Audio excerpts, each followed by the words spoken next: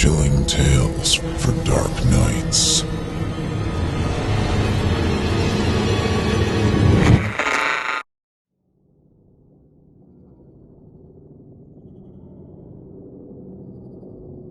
The Crawling House on Black Pond Road. Written by William Dalphin. Performed by Jason Hill. Featuring John Evans and Barry Bowman.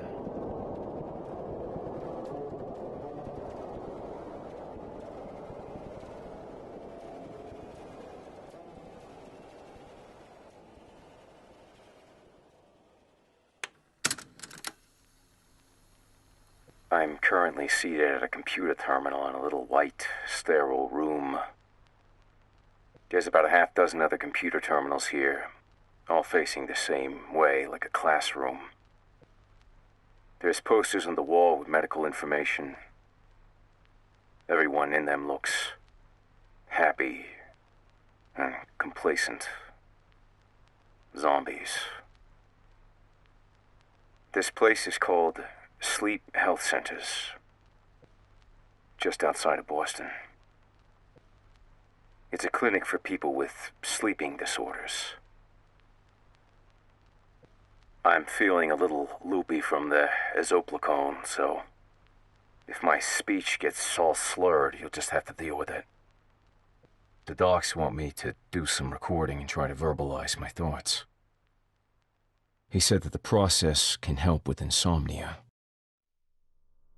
And I gotta admit, if things were normal, I'd probably be passed out right now. But things ain't normal. Nah. It's not that I can't sleep. It's that I don't want to sleep. I actually doze off pretty frequently, but when I realize I'm falling asleep, I catch myself, snap myself out of it. When I don't, I drift off and I can't stop myself. I dream. And that's what I want to avoid. If I could control what I dream about, I'd sleep right now and I'd probably not wake up for months. But I can't control it. Ever since this past spring. Ever since Tom.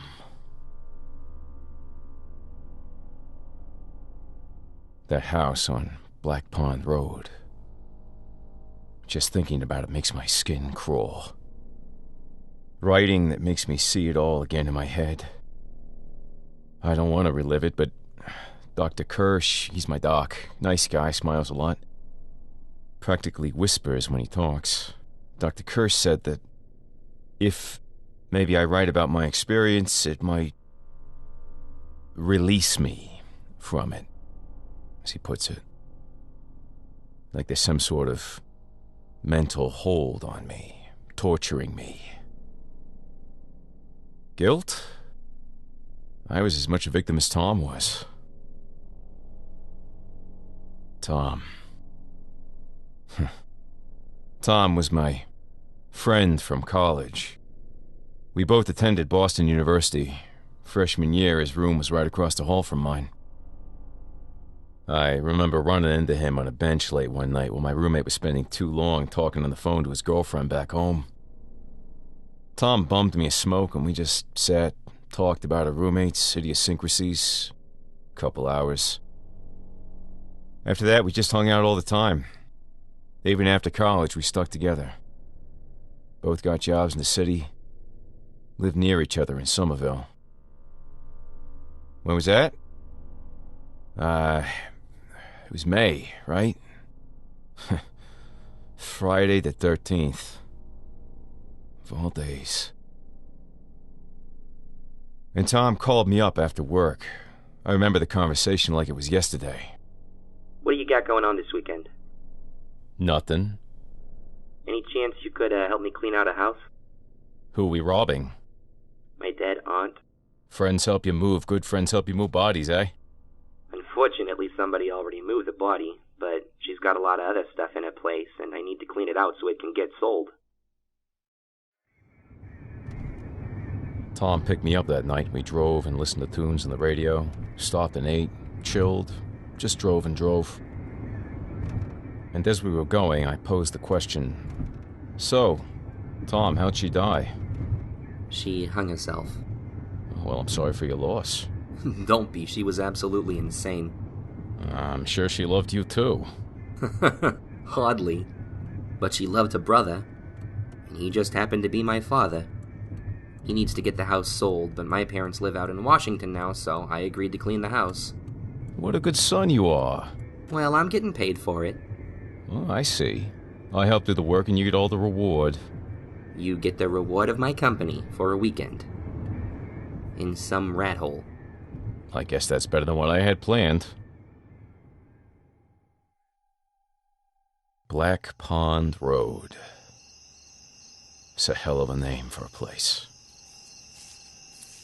Her house looked like it was going to collapse. There was one floor, one large living room connected to a tiny kitchen and two tiny bedrooms. The bathroom was practically a closet.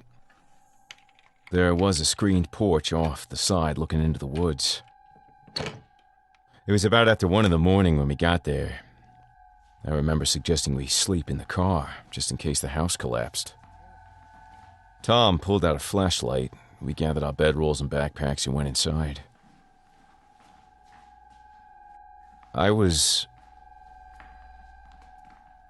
Then the floor moved. It was dark, but when Tom shone his light in, I swear to Christ, it looked for a moment like the floor moved. I'll never forget that floor. It was the kitchen. Greasy, stained white tiles. Everything in that room was greasy and stained, even the windows. They were so gross. The reflected light from Tom's flashlight, it came back like a mustardy puke yellow. Was it clicking? Tapping? I can't describe it, but the feeling when we walked in was like a couple crashes walking into a chatty party and everyone stopping what they were saying and just looking at us. Almost the faintest echo of a final sound, like 100 fingernails tapping on a tabletop, and then quiet. Did you hear that? Nah. We should have slept in the car. My room was like a prison cell attached to the living room. Tom's room was only accessible from the screened porch. I took a look in and told him we should switch. Hey, if I'm not getting paid, at least give me the nicer room. You don't want this room. This is the room she hung herself in. Well, after that, we just stood there for a bit.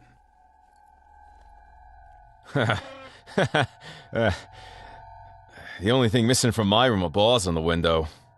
That's so you can escape when a ghost comes for us. Damn, Tom, a ghost wouldn't be caught dead here. I went and unrolled my sleeping bag in the tiny bed in my room and then climbed in and lay there in the dark. After a while, everything being quiet, I started hearing this sound.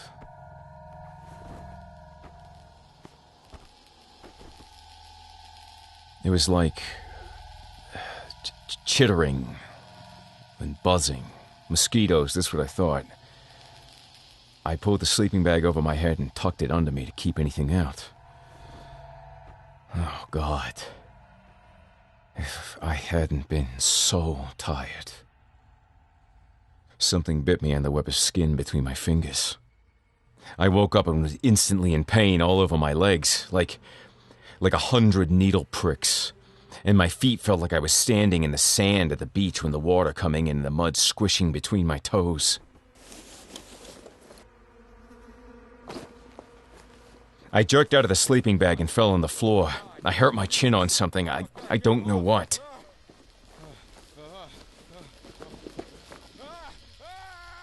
I got up and checked my hand. There was a tiny red dot of a bug bite between my index and middle finger. And then I looked at my legs. They were dotted like a bad case of chickenpox. Hundreds of little bite marks. And I looked at my sleeping bag. It was a stream of bugs, just skittering out of the bag, crawling over each other. Earwigs, hundreds and hundreds of earwigs, slithering out of the bag I'd been sleeping in. House centipedes with them, wiggling along. This tide of glistening bodies, just crawling out of the bag with me. I felt like I was going to puke. I ran from the room, slamming the door shut. When the morning arrived, I went out through the porch and into Tom's room and shook him. Get out. You gotta get out of your bag. Dude, what time is it? It's morning time, and you need to get out of the sleeping bag, dude. My bag is full of bugs. I'm covered in bug bites. Get the hell out of the bag. Oh, my stomach hurts. Just give me a second. Tom didn't have any bugs in his bag. I almost hated him for that. But then he complained again about his stomach hurting and pulled up his shirt.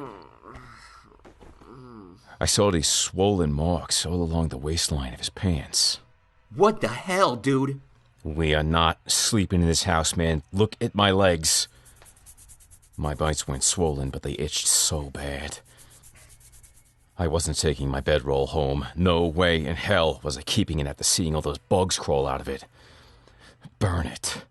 Just burn the whole house. Burn it. And that's my dream. When I fall asleep, I'm back in that bag, only I can't get out. And the earwigs and the centipedes are covering my feet and my legs, and crawling up into my underwear, and all over my chest, and then they're on my neck, and on my arms, in my ears, and wiggling towards my nose, and I can't scream, because they'll be in my mouth. And no matter how much I thrash, the bag won't open, and they just keep crawling back over me.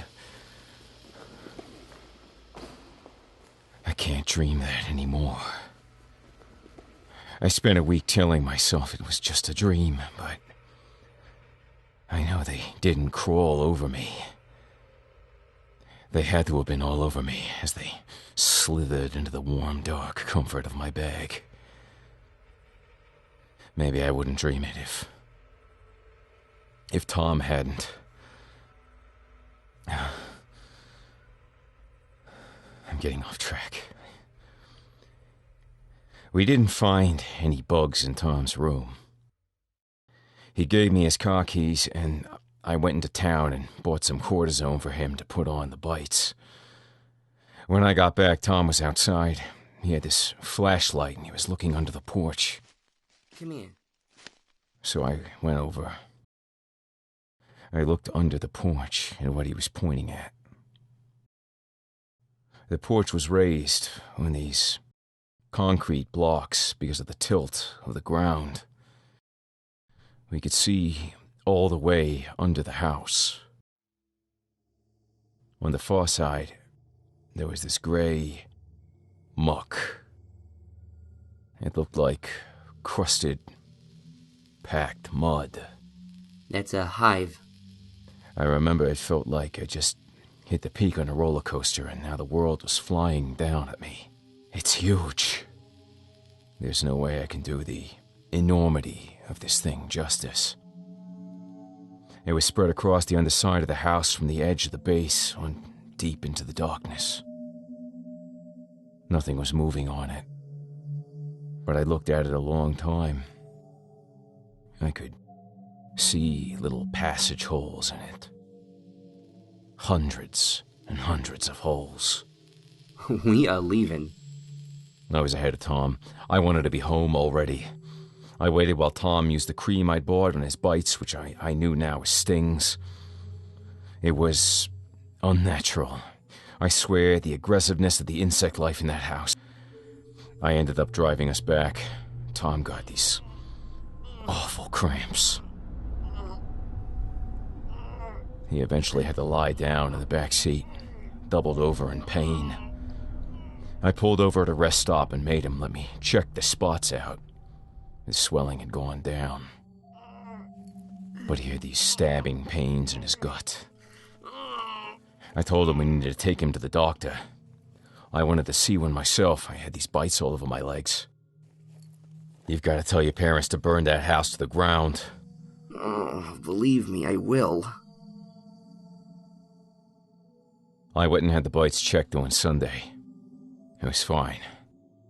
I had my first nightmare that night. In it, I was back in that bag. I was being consumed by earwigs and centipedes. I called Tom to see if he'd gotten checked. He didn't answer. I called him again on Monday. When I talked to him, he sounded, I don't know, distant maybe. Like he was thinking about something else. I asked him if he'd told his folks about the house. He said he hadn't. I took the day off and I went to see him on Wednesday. I buzzed him, but he didn't answer. I got into the building when someone else came out and I found this door was unlocked.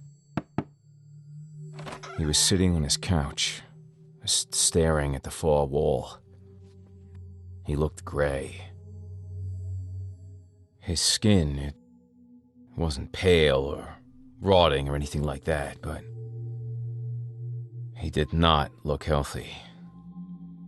He hadn't cleaned up in a couple days and his place stunk. He just sat there. Tom, we gotta get you to a doctor, dude. I'm fine now. Thanks. He still sounded distant. I don't think he even saw me. You're not fine, dude. This isn't fine. I'm getting you some clothes and we're going to the hospital. Oh, God, I let him out of my sight. Oh, God, this is my fault. Oh, God. I'm so sorry, Tom. Tom, I'm so sorry.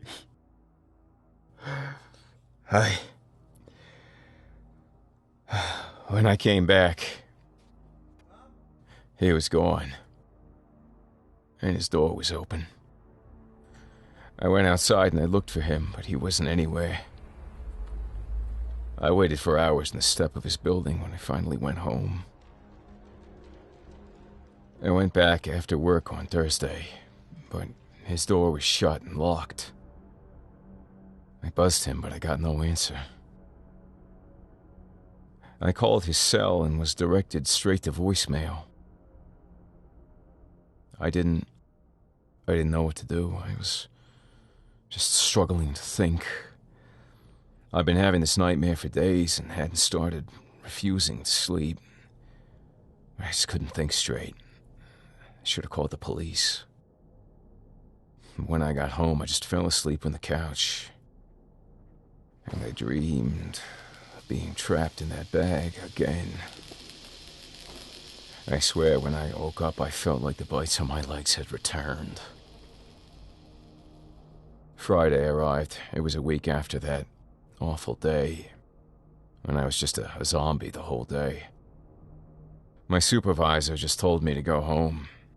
I was so tired that I missed the stop for Davis Square and found myself wandering out of Alewife, not even thinking about where I was going. The walk helped me think, though, and when I got home, I called Tom's folks and spoke to his father. I told him Tom was sick, and I was very worried about him. He told me that he had spoken to him recently, and had confirmed some of my suspicions. Tom did sound odd when he called last night. When he called, did he tell you about the house? Well, yes, but I assumed it was a joke. No, sir. You need to have that place raised. Raised? No. He didn't say anything about that. He joked about going to live there. I honestly don't think it was Tom he spoke to. I don't think he was in control at that point. And whatever was in control intended to take him back to the house. To live there.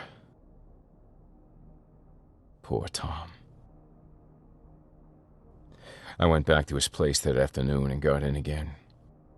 His door was unlocked, but he wasn't there. He had left a note on his fridge. You could tell, something was messed up. It was so hard to read. It said, I can feel them moving inside me. I can't stop it. I don't want to go. Bye. Tom shot himself that weekend. They found his body in Cambridge with a self-inflicted gunshot wound to the head. Just another body in an alley with a hole in his head. I didn't even know he owned a gun. The police didn't suspect foul play, but they did an autopsy because he looked like he'd been on drugs. When I called his folks to offer my condolences, I asked them if they'd found drugs. They told me that the coroner had found dozens of large wasp larvae living inside of him. Oh God.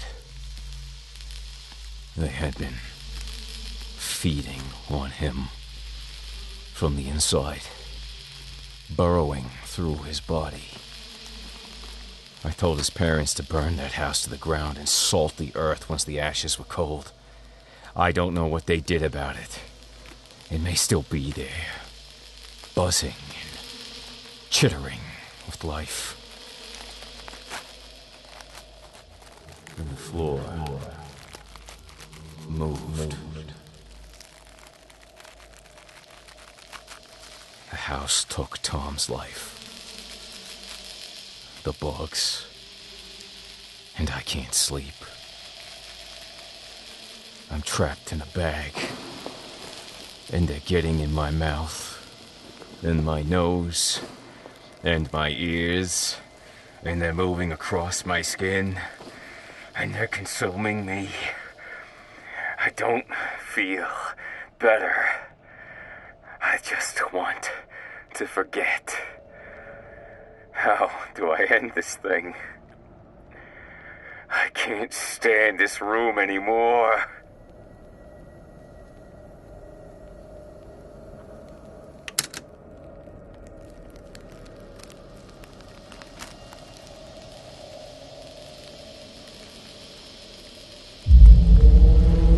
Chilling tales for dark nights.